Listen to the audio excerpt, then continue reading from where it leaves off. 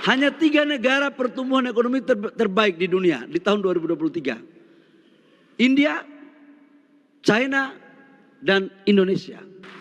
Apa yang saya mau sampaikan untuk teman-teman, kampus tidak menjamin kualitas seseorang mahasiswa atau praja. Kalian mau sekolah dimanapun, di SMA, di pelosok manapun, ketika kalian masuk di PDN, harus kalian buktikan bahwa kalian lebih terbaik daripada orang-orang yang ada di pusat-pusat ibu kota negara. Pak Presiden Jokowi bukan lahir di Jakarta, bukan anak orang kaya, bukan anak jenderal, bukan anak konglomerat, tapi dia berhasil memimpin Indonesia keluar daripada krisis multidimensi seperti sekarang ini. Oke, kalau lagi di Movila, nah kali ini saya ada informasi terbaru untuk para pemirsa semua, dan ini tentunya sangat menarik sekali bagi pemirsa semua ya. Dimana terkagum-kagumnya negara luar atas pencapaian Indonesia di bawah kepemimpinan Pak Presiden Joko Widodo. Nah, pertumbuhan ekonomi Indonesia pemirsa ya tetap kuat di tengah perlambatan ekonomi global. Nah, Badan Pusat Statistik telah merilis pertumbuhan ekonomi Indonesia pada kuartal pertama di tahun 2023 sebesar 5,3%. Nah, realisasi ini termasuk yang tertinggi di dunia dan menjadi sebuah anomali di luar ekspektasi semua pihak, baik pemerintah maupun pengamat, karena ekonomi global sedang mengalami perlambatan. Dan fenomena apa saja yang sedang terjadi pada kuartal pertama di tahun 2024 ini? Mari langsung kita simak bersama penjelasan tersebut. Dan ini sangat menarik sekali pemirsa. Dan tidak pernah kita melakukan hilirisasi secara masif. Datanglah pemimpin kita dari pinggiran kali Solo yang namanya Pak Jokowi. Badannya tidak segemuk Pak Karno, badannya tidak segemuk Pak SBY, tapi nyalinya minta ampun. Nyalinya minta ampun. Ampun saya kalau nyalinya. Apa yang saya mau sampaikan kepada teman-teman? Hilirisasi adalah sebuah jalan untuk menuju Indonesia emas. Maka ketika saya masuk di pemerintah, bahwa Presiden Jokowi memerintahkan kami untuk segera memikirkan langkah-langkah komprehensif terukur untuk merealisasikan investasi di bidang hilirisasi. Sampai dengan hari ini belum pernah ada satu pemikir ekonom dari kampus manapun yang bisa meramalkan tentang bagaimana kondisi ekonomi global ke depan.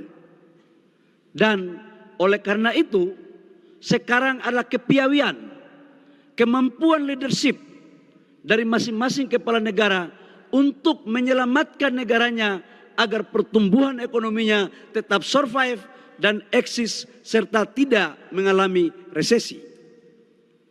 Dan beberapa negara sekarang di Eropa, di beberapa negara sudah mulai masuki resesi. Bagaimana ekonomi nasional kita? Nah, ini kita bicara. Teman-teman praja, pertumbuhan ekonomi nasional kita di tahun 2023 masih tetap di atas 5%, dengan inflasi kita di bawah 3%, dan pertumbuhan ekonomi di tahun 2023 adalah salah satu pertumbuhan ekonomi dunia terbaik yang Indonesia miliki.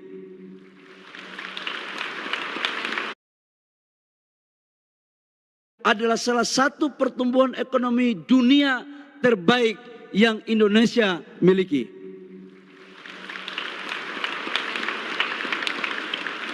Hanya 3 negara pertumbuhan ekonomi terbaik di dunia di tahun 2023. India, China, dan Indonesia. Selebihnya di bawah 5%. Dan pertumbuhan ekonomi tersebut didorong salah satu di antaranya adalah investasi. Saya harus paparkan ini kepada teman-teman praja karena ke depan Kementerian Investasi tugasnya mendatangkan investasi, tetapi akan mengurus investasi di daerah itu adalah camat lurah, sekda, kepala dinas, dan mereka mayoritas adalah tamatan-tamatan daripada keluarga besar IPDN.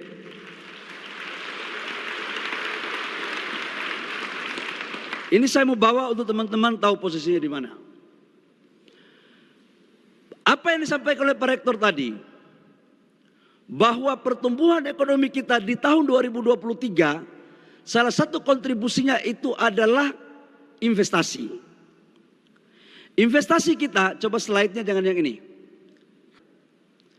Adik-adik dari daerah-daerah, praja-praja dari daerah, salah satu ciri orang daerah itu rasanya kurang percaya diri. Kalau masuk ke Jakarta seolah-olah orang Jakarta lebih baik daripada kita orang daerah. Hentikan cara berpikir itu. Hentikan cara berpikir itu. Orang daerah belum tentu tidak bisa bersaing dengan orang Jakarta. Dan kita harus buktikan bahwa republik ini adalah milik seluruh anak-anak bangsa dari Aceh sampai Papua. Nah, saya ingin jelaskan slide. Ini perbedaan antara masa kepemimpinan Pak Jokowi di 2015 sampai dengan 2018, kemudian 2018-2019. Di BKPM itu dulu, pimpinannya Pak Rektor itu orangnya pintar-pintar semua. Itu tamatan Harvard, rata-rata luar negeri lah.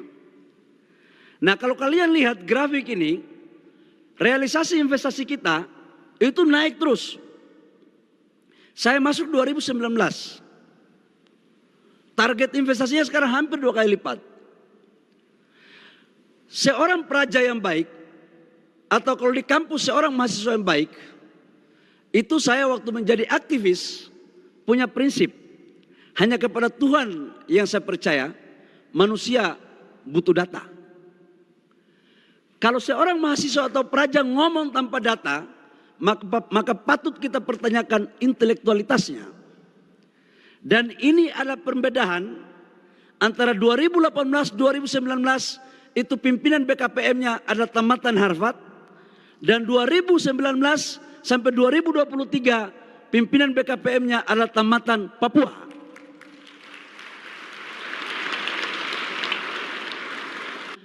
Kampus tidak menjamin kualitas seseorang mahasiswa atau praja. Kalian mau sekolah dimanapun, di SMA, di pelosok manapun, ketika kalian masuk di IPDN, harus kalian buktikan bahwa kalian lebih terbaik daripada orang-orang yang ada di pusat-pusat ibu kota negara. Ini yang harus saya mau sampaikan kepada teman-teman. Yang kedua, target investasi di 2024. Pertumbuhan ekonomi kita sekarang 2024 di kuartal pertama masih di atas 5%, 5-11%. Inflasi kita terjaga di bawah 3%. Inflasi di Argentina, di Turki itu sudah 80% sampai ada 100% lebih. Ini. Dan pertumbuhan ekonomi yang stabil dengan inflasi yang stabil disebabkan karena kepemimpinan yang kuat. Pak Presiden Jokowi bukan lahir di Jakarta, bukan anak orang kaya, bukan anak jenderal, bukan anak konglomerat, tapi dia berhasil memimpin Indonesia keluar daripada krisis multidimensi seperti sekarang ini. Jadi kita harus melihat inilah pertarungan pemimpin-pemimpin negara.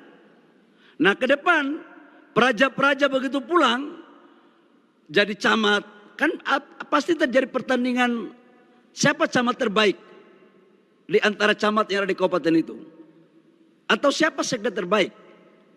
Minimal kan praja-praja ini minimal camat, sekda, insya Allah kepala dinas. Yang penting kerja baik-baik aja udah pasti di tangan. Nah, pertumbuhan ekonomi kita itu ada 4 kontribusinya. Konsumsi, investasi, spending pemerintah, ekspor impor. Nah, terkait dengan investasi Bapak Ibu semua, adik-adik teman-teman semua. Bapak Presiden Jokowi memerintahkan kepada saya waktu itu, Mas Bahlil,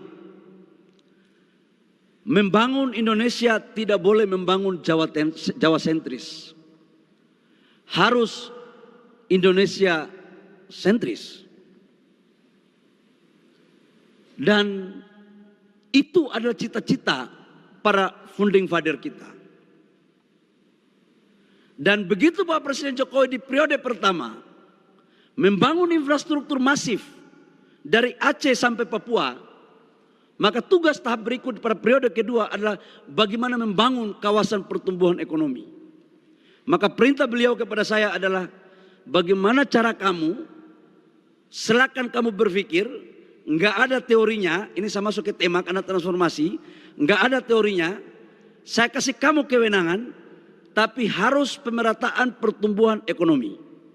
Saya bilang sama Presiden, oke Pak, tapi Bapak jangan tanya cara, Bapak tahu hasil, cara serahkan ke saya.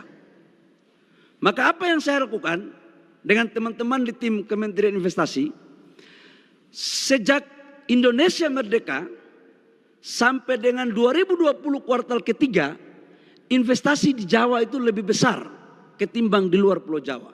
Makanya pertumbuhan ekonomi kita 70% itu ada di Jawa. Sejak 2020 kuartal ketiga, kita rubah itu polanya. Kita dorong investasi di luar Pulau Jawa lebih banyak, supaya apa? Terciptanya pertumbuhan kawasan ekonomi baru. Dan alhamdulillah, sejak 2020 kuartal ketiga sampai dengan 2024 kuartal pertama, investasi di luar Pulau Jawa sudah lebih besar ketimbang di Jawa. Ini ya kalau kita bicara tentang keadilan. Kita bicara tentang keadilan, sila kelima. Dan ini gaya kepemimpinan. Ini transformasi kepemimpinan, teman-teman semua. Nah, kemudian negara mana saja sih yang masuk ke Indonesia untuk investasinya? Selama ini kan selalu mereka bilang Cina, Cina, Cina dan Cina terus. Kita bicara di WA Group paling banyak sekali hoaxnya. Teman-teman Praja sebagai generasi muda pewaris bangsa dan generasi cerdas, saya ingin membagikan data ini kepada kalian. Investasi yang pertama masuk, yang paling besar itu adalah Singapura. Tetapi jangan kalian terlena dengan Singapura. Karena ini bukan duitnya Singapura saja. Tapi ini sebagian besar adalah duit orang Indonesia yang ada di Singapura. Mereka menjadikan Singapura sebagai hub. Yang kedua adalah China,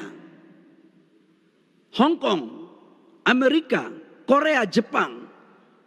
Bahkan dalam sejarah kita, Eropa tidak pernah masuk 10 besar dalam urutan FDI kita. Sekarang sudah 2 negara yang masuk. Artinya apa yang saya mau sampaikan? Investasi di Indonesia sangat inklusif. Tidak memberikan prioritas kepada negara manapun. Semuanya boleh masuk. Yang penting sesuai aturan. Oke, mungkin saya rasa cukup ya pemirsa terkait dengan penjelasan ini. Ya seperti apa komentar kalian, tulis di kolom komentar. Dan sekali lagi jangan lupa tekan tombol subscribe-nya, biar kalian juga tidak ketinggalan informasi-informasi terbaru dari channel ini di Movila. Jangan lupa subscribe pemirsa, dan salam demokrasi dan salam NKRI.